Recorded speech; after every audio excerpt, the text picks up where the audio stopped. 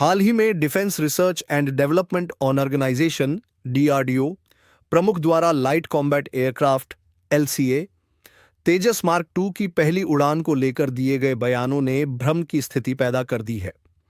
कुछ रिपोर्ट्स में इसके शीघ्र उड़ान भरने की संभावना जताई गई, लेकिन प्रामाणिक स्रोतों जैसे कि एएफआई एरोस्पेस फोर्सेस इंडिया ने इस समय रेखा को स्पष्ट करते हुए गलतफहमियों को दूर किया है और कार्यक्रम की स्थिर प्रगति की पुष्टि की है। तेजस मार्क टू, जो भारत की स्वदेशी रक्षा विमानन क्षमताओं का एक महत्वपूर्ण स्तंभ है, का प्रोटोटाइप अक्टूबर के अंत या नवंबर 2025 की शुरुआत में तैयार हो जाएगा। पहली उड़ान की उम्मीद फरवरी या मार्च 2026 में की जा रही है। हाल ही में कुछ मीडिया रिपोर्ट्स में डीआरडीओ प्रमुख डॉक्टर समीर वी कामत के हवाले से कहा गया कि तेजस मार्क टू की पहली उड़ान 6 से 12 महीनों के भीतर हो सकती है, जिससे अक्टूबर 2025 तक उड़ान की अटकलें लगाई गई। इन रिपोर्टों को उत्साही टिप्पणियों ने और हवा दी, जिससे रक्षा समुदाय में आश्चर्य की लहर दौड़ गई।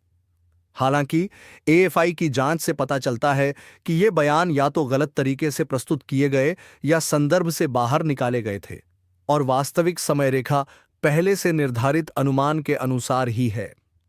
यह भ्रम संभवतः प्रोटोटाइप रोलआउट और पहली उड़ान की समय सीमा को मिलाने के कारण उत्पन्न हुआ। रोलआउट का मतलब है विमान को असेंबली लाइन से बाहर निकालना, जिससे जमीन पर परीक्षण की शुरुआत होती है, लेकिन इसका मतलब यह नहीं कि विमान उड़ान के लिए तैयार है।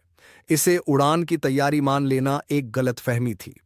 एएफआई की पुष्टि हिंदुस्तान एरोनॉटिक्स लिमिटेड और एरोनॉटिकल डेवलपमेंट एजेंसी के करीबी सूत्रों से मिली जानकारी पर आधारित है और यह स्पष्ट करती है कि रोल आउट अक्टूबर-नवंबर 2025 में होगा, जबकि पहली उड़ान फरवरी-मार्च 2026 के लिए निर्धारित है। तेजस मार्क टू, जिसे मीडियम वेट फाइटर के नाम से भी जाना जाता है, एक उन्नत 4.5 पीढ़ी का मल्टी रोल विमान है, जिसे तेजस मार्क वन और मार्क वन ए तथा 5वीं पीढ़ी के एडवांस्ड मीडियम कॉम्बैट एयरक्राफ्ट के बीच की कमी को पूरा करने के लिए डिजाइन किया गया है। यह general electric F4 114 INS 6 engine से लैस है। इसमें कैनार्ड्स, स्वदेशी उत्तम AESA रडार और बेहतर हथियार प्रणाली है, जिससे यह अपने पूर्ववर्ती की तुलना में बेहतर रेंज, पेलोड और लड़ाकू क्षमता प्रदान करता है। भारतीय वायुसेना द्वारा 2035 तक इसके 120 से 180 यूनिट्स शामिल करने की योजना है, जिससे पुराने जगुआर, मिग-29 और मिराज 2000 विमानों की जगह ली जाएगी। इस कार्यक्रम को सितंबर 2022 में कैबिनेट कमेटी ओनन सिक्योरिटी द्वारा 10,000 करोड़ रुपए की स्वीकृति मिलने के बाद गति मिली है। अप्रैल 2025 तक HAL की बेंगलुरु इकाई में पहला प्रोटोटाइप तैयार किया जा रहा है, जिसमें सेंटर फ्यूसेलाज पूरा हो चुका है, विंग्स लगभग तैयार हैं और फॉरवर्ड तथा रियर फ्यूसेलाज उन्नत चरण में है। असेंबली जिग, जो इन हिस्सों को जोड़ने के लिए जरूरी है, चालू हो चुका है और अधिकांश सबसिस्टम्स के 2025 के मध्य तक पहुंचने की उम्मीद है। प्रोटोटाइप असेंबली लाइन से बाहर आएगा, जिससे इंजन ग्राउंड टेस्ट और सिस्टम चेक शुरू होंगे। इस बार कोई औपचारिक समारोह नहीं होगा, क्योंकि ध्यान तकनीकी तैयारियों पर है। धीमी और तेज गति की टैक्सी टेस्टिंग के जरिए विमान की प्रणालियों को जांचा जाएगा। यह कार्य भारतीय वायुसेना के aircraft and systems testing establishment द्वारा किया जाएगा। पहली उड़ान में विमान की मूल उड़ान क्षमताओं का परीक्षण किया जाएगा, जिसके बाद 4 प्रोटोटाइप द्वारा 2028 तक 1000 से अधिक उड़ानों के माध्यम से हथियार एकीकरण और प्रमाणन किया जाएगा।